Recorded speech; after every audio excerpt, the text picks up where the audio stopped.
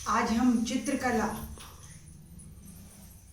जो हमारा मध्यकाल का तीसरा पेपर है, उसमें मध्यकाल की संस्कृति में चित्रकला से कैसे संस्कृति देखने को मिलती है उसके बारे में हम पढ़ेंगे।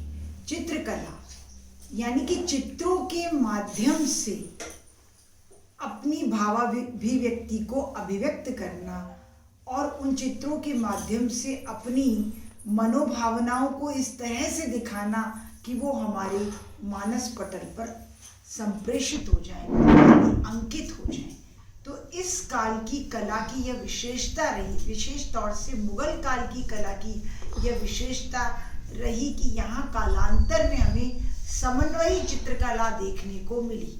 तो ये हमारे मध्यकाल की उच्च संस्कृति का परिचायक है, जिसमें हमें हिंदू मुस्लिम चित्रकला के समन्वय की संस्कृति देखने को मिली, जिसमें दोनों कलाकार एक दूसरे के निकट आए, उन्होंने अपनी प्रतिभा को उभारा। मध्यकाल में मुख्यतः मुगल काल में समन्वयी चित्रकला अधिक देखने को मिली।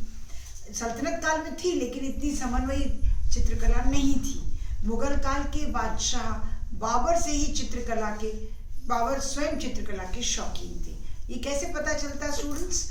बाबर ने अपनी आत्मकथा तुजुक-ए बाबरी में फारस के चित्रकार बेहजाद, जिसे कई इतिहासकारों ने पूर्व का रफेल भी कहा है, उस तरीके से अपनी आत्मकथा में चित्रकला का वर्णन किया है। यानी वो किस तरीके से चित्रकला के शौकीन थे और बेहजाद को लेकर आए।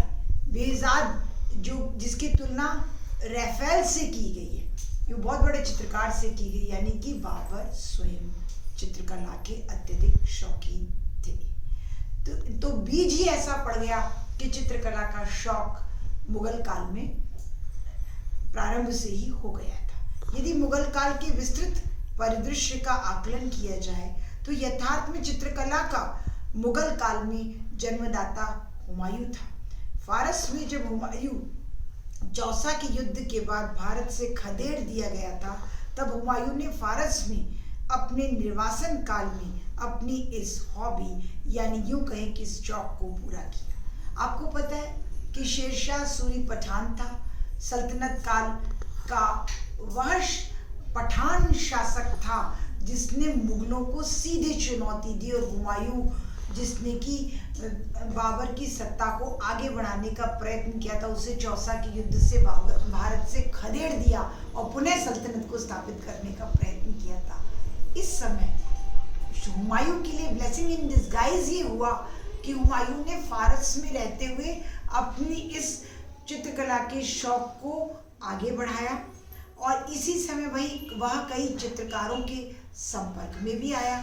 सच्चाई है कि फारस में हुमायूं को निर्वासन काल में हुमायूं की भेंट बेहजाद के शिष्य सैयद अली तथा ख्वाजा अबुद समद से हुई। किससे हुई? सैयद अली और ख्वाजा अबू समद से हुई। हुमायूं को चित्रकला को भारत में प्रवेश कराने का माध्यम ये चित्रकार बने, और अकबर के काल में इन चित्रकारों ने महान ख्याति अर्जित की। भारतीय चित्रकारी के समन्वय पर नव्य चित्रकारी संस्कृति को जन्म मिला।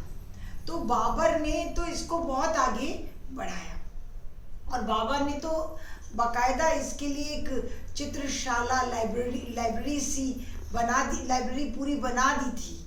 दास्ताने अमीर हमजा एक ऐसी प्रथम पुस्तक थी जिस पुस्तक के लिए प्रथमतः चित्र बनाए गए थे मुगल काल में, जिसे हमजनामा है ना, इसको दो नामों से जाना जाता है, दास्ताने अमीर हमजा और हमजनामा के नाम से भी जाना जाता है। तो चित्रकार ख्वाजा अबुल समद को चित्रकार ख्वाजा अबू समद को क्या उपाधि दी गई? शीरी कलम, जिसकी कलम से सुंदर सुंदर चित्र बनते हैं, जो कि मनोभावों को अभिव्यक्त कर अपनी भावनाएं दूसरे तक सीधे पहुंचाते हैं। तो अबू समद क्या कहलाए?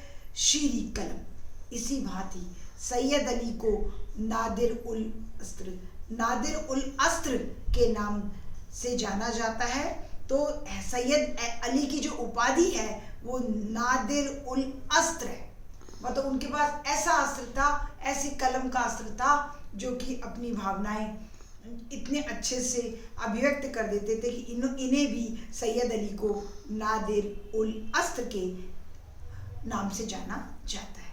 अबू समद की अध्यक्षता में शाही चित्रकला की भी स्थापना की गई, मतलब चित्रकला अकबर के काल में उत्थान पर पहुंच गई।